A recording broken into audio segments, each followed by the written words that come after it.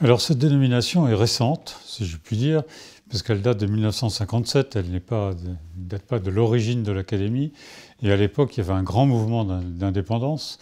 Et donc l'Académie a souhaité accompagner ce mouvement d'indépendance en trouvant une nouvelle dénomination. Et elle a eu l'intuition de prendre ce mot d'outre-mer, qui permet de prendre en considération l'intégralité des pays du monde. Et à l'époque, on ne savait pas quels allaient être les pays qui allaient exister dans le monde. Alors, il y a naturellement l'outre-mer français, avec les départements et territoires d'outre-mer, mais il y a aussi tous les autres pays du monde. Alors, la question s'est posée de savoir si on gardait, par exemple, les pays européens. Les pays européens ne sont pas au-delà des mers.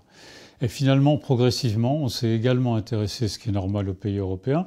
C'est ainsi que cette année, par exemple, on a fait une séance sur l'Ukraine, qui n'est pas vraiment au-delà des mers. On a aussi des contacts avec l'Académie royale des sciences d'outre-mer belge, et on travaille avec eux tous les 2 ans sur des sujets communs. Donc aujourd'hui, l'outre-mer n'a plus de limites. Il n'y a plus de limites physiques, il n'y a plus de limites géographiques. Je dirais même qu'on peut même aller au-delà, puisqu'on a parmi nous une ancienne cosmonaute.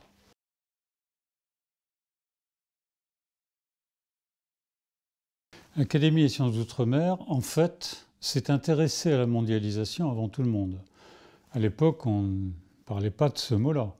Et dans les statuts de l'Académie, on voit que l'Académie est chargée d'étudier sous tous leurs aspects les pays situés au-delà des mers.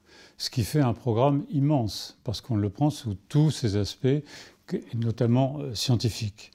Alors, pour parvenir à cet objectif, l'Académie a décidé d'une posture, d'une procédure, c'est tout simplement de se décentrer, c'est-à-dire de sortir de l'hexagone et d'aller examiner l'ensemble de ces sujets à partir des pays considérés et avec les gens qui habitent dans ces pays.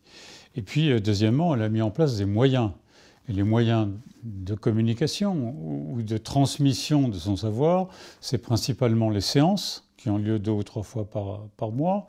C'est également les documents, les livres que l'on peut publier à la suite des travaux de recherche que l'on fait ou à la suite des déplacements académiques que l'on fait à l'étranger. Et puis c'est enfin également les fameux entretiens de l'outre-mer. Il y en a eu 3 depuis les 10 dernières années, un au Vietnam, un en Louisiane et un tout récemment à Madagascar et à La Réunion. Donc l'activité de l'Académie des sciences d'outre-mer, c'est ça, c'est produire une activité scientifique, mais à partir des pays tiers. Les 2 caractéristiques principales de l'Académie, c'est son caractère indisciplinaire. Il y a plus de 60 disciplines scientifiques qui sont représentées dans l'Académie, et son caractère international, avec notamment un grand nombre de correspondants qui vivent à l'étranger ou de correspondants étrangers. Ce qui nous donne la possibilité d'examiner des questions sous des prismes différents, avec des personnalités différentes. Et le fait qu'on soit capable de faire ça nous permet de conseiller un certain nombre de gouvernements, des gouvernements étrangers, mais aussi le gouvernement français. Dans les statuts, il y a une disposition qui fait qu'on répond aux questions qui nous sont posées par le gouvernement français. Là, on a sans doute un petit effort à faire pour proposer des questions pertinentes que le gouvernement pourrait ensuite nous transmettre. Et s'agissant de l'étranger, il y a beaucoup d'académiciens qui, à titre personnel, depuis l'origine, conseillent les gouvernements étrangers. Rappelez-vous, au moment de l'indépendance, tous les juristes qui ont élaboré des constitutions avec les nouveaux représentants des gouvernements étrangers. Mais aujourd'hui encore, il y a énormément de conseils qui sont donnés dans tous les domaines, techniques, scientifiques, médicales, par exemple. Et ça fait partie d'une aide à la décision fournie aussi bien au gouvernement français qu'au gouvernement étranger.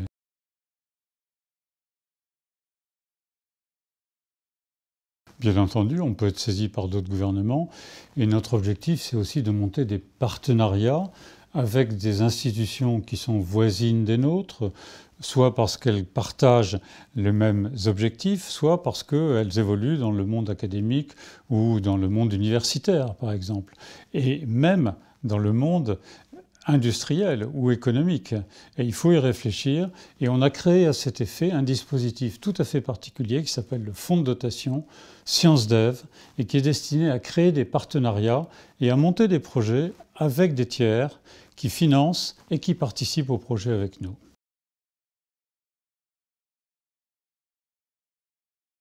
Des programmes agricoles, par exemple, ou des programmes médicaux, ou des programmes plus juridiques ou touchant la vie quotidienne, par exemple, et qui concernent à la fois les populations dans les pays dans lesquels nous travaillons, mais également les industriels, les entreprises ou les centres académiques qui également y travaillent eux-mêmes de leur côté.